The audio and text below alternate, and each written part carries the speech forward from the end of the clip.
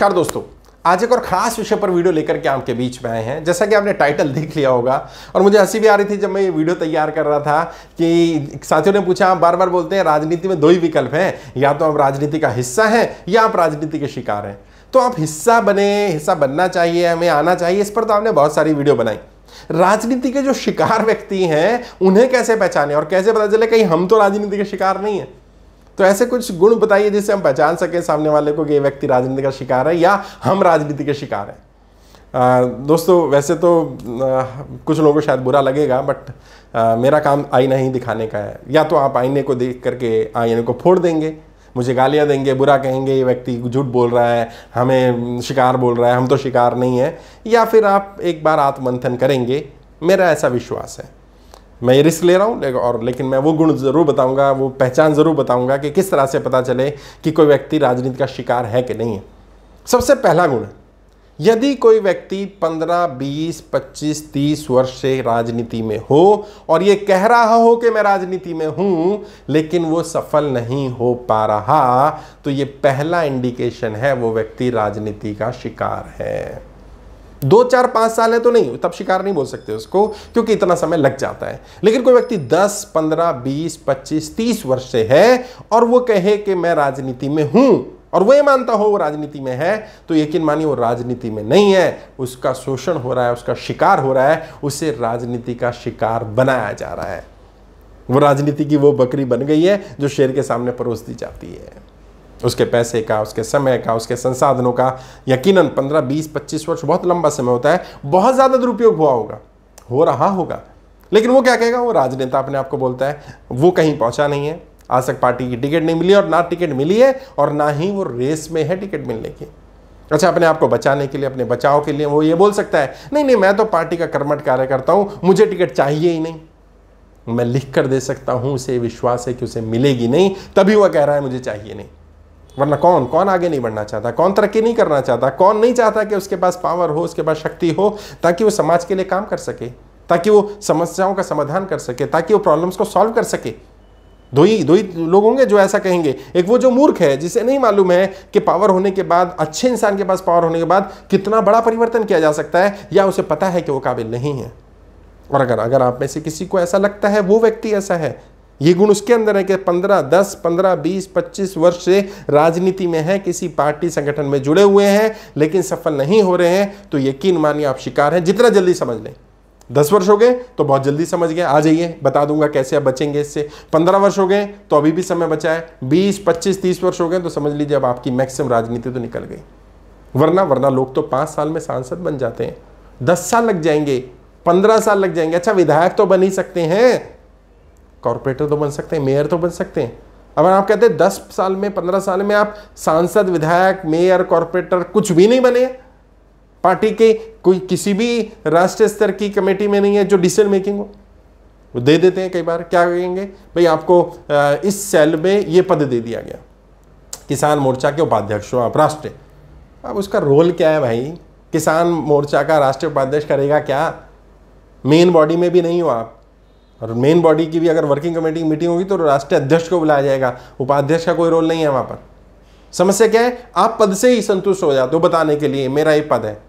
अगर 15, 20 वर्ष, 30 वर्ष राजनीति में लगा दिए, पैसा, समय, संसाधन लगाए हैं और सफल नहीं हुए हो, तो आज के बाद कभी मत बोलना मैं राजनीति में हूं, बल्कि लोगों को बताना कि मैं राजनीति का शिकार हूं, मेरा शोषण किया गया है।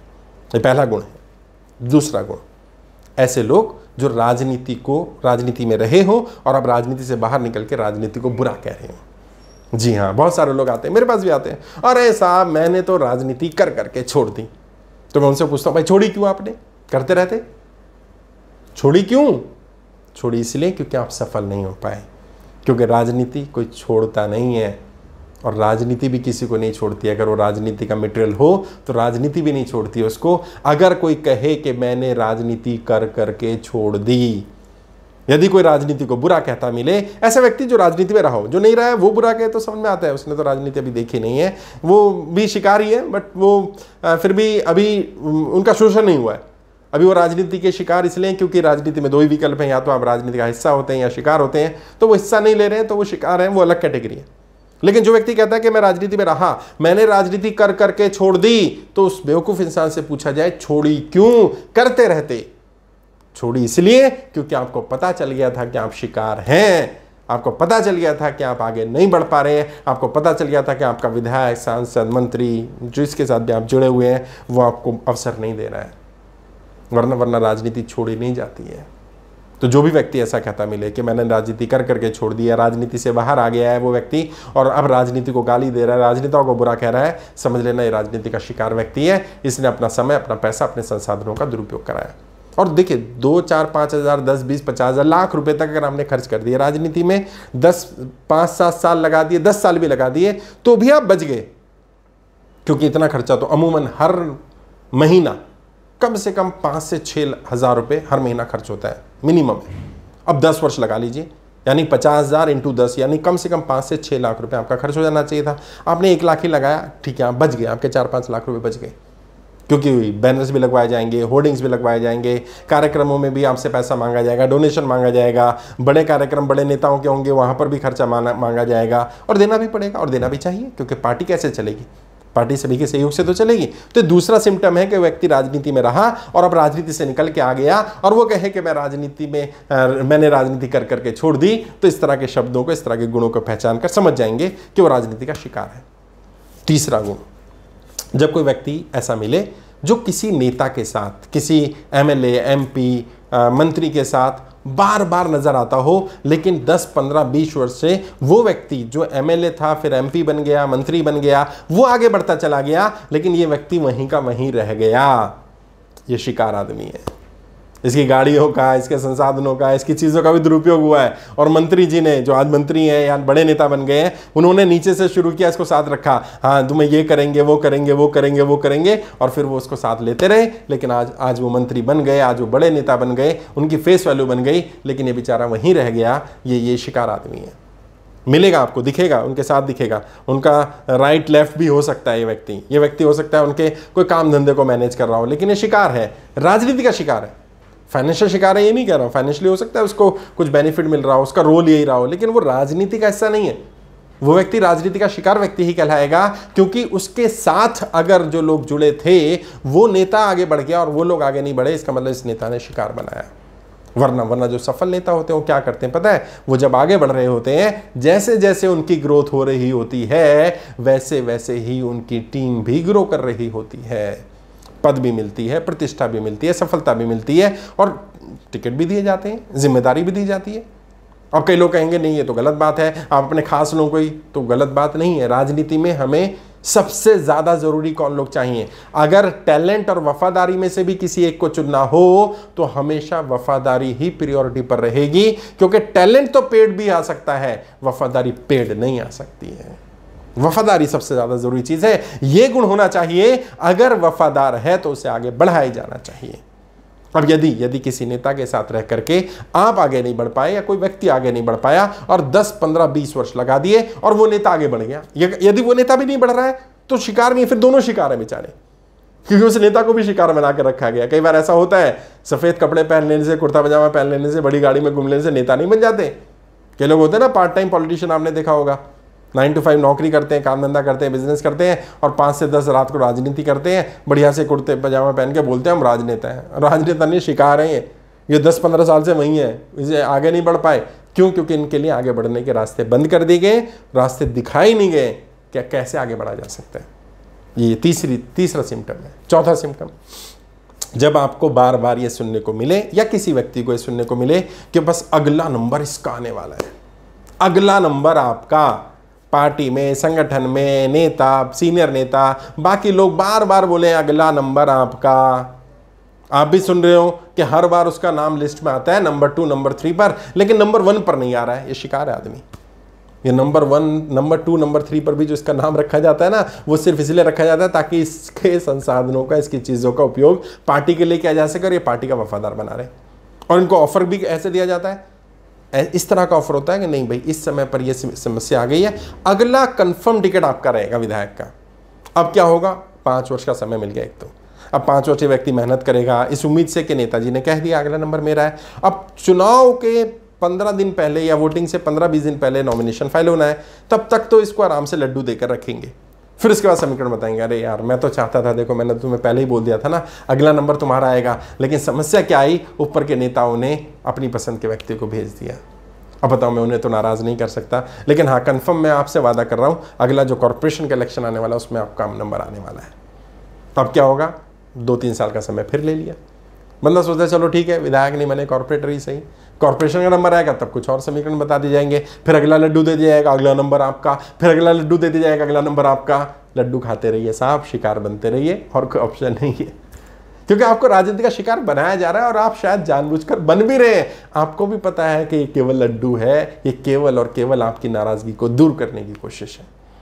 और यदि कोई व्यक्ति ऐसा मिले तो समझ जाना ये राजनीति का शिकार है, उसको बताना कि भैया राजनीति का हिस्सा बन जा, शिकार मत बन। कब तक अपना समय, अपना पैसा, अपने संसाधनों का दुरुपयोग कराता रहेगा? कब तक दूसरों के झंडे उठाता रहेगा, दूसरों के लिए दरिया बिछाता रहेगा? कब तक दूसरों के नारे लगाएगा? या तो राजनीति में रहो तो राजनीति का हिस्सा बनकर रहो, नहीं तो शिकार तो बना ही दिए जाओगे। और लोग राजनीति में रहकर भी शिकार होते हैं।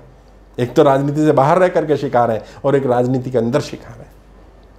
5वां लास्ट गुण, वो लोग जो राजनीति में अपनी पहुंच बार बार बता रहे होते हैं। मैं, अरे यार ये नेता को तो मैं जानता हूं, अरे यार ये तो मेरे साथ पढ़ता था, अरे ये तो मेरा क्लासमेट रहा है, अरे यार ये तो मेरा बैचमेट रहा है, अरे ये विधायक तो मेरा जानने वाला, ये सांसद तो मेरा जानने वाला, ये विधायक तो मेरा मित्र था, ये सांसद तो मेरा मित्र था। अबे तू कहां पहुंचा भाई? ये सांसद बन गया, ये विधायक बन गया, ये मंत्री बन गया, तुम कहां रह गए?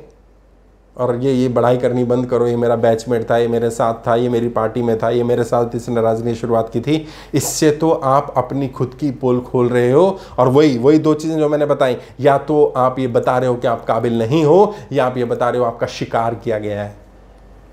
लोग मिलेंगे ऐसे, बहुत सारे लोग मिलेंगे। उस नेता के साथ मेरे संबंध, इस नेता के साथ मेरे संबंध, वो व्यक्ति मेरा जानने वाला, ये व्यक्ति मेरा जानने वाला। इन जानने वाले व्यक्तियों के बारे में जो भी बताता मिले, समझ लेना ये व्यक्ति राजनीति का शिकार रहा है।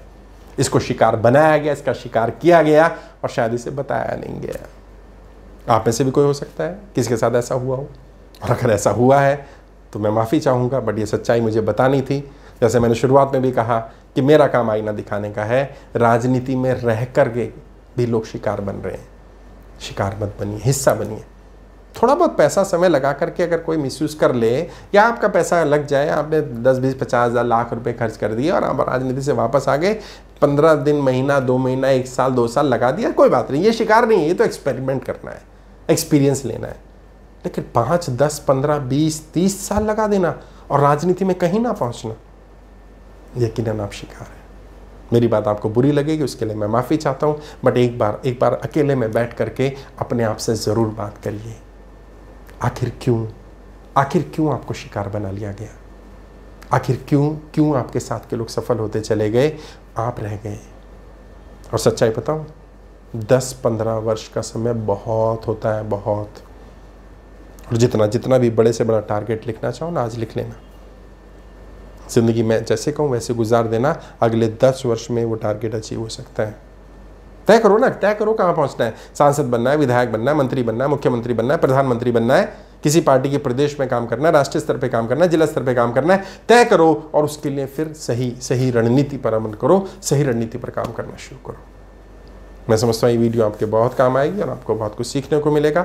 यदि आप मुझसे जुड़ना चाहें, कोई डाउट हो, कोई सवाल पूछना चाहें, तो वीडियो के डिस्क्रिप्शन जाएंगे, मेरा नंबर मिल जाएगा, मेरी टीम से बात कर सकते हैं, डायरेक्ट मुझसे बात कर सकते हैं।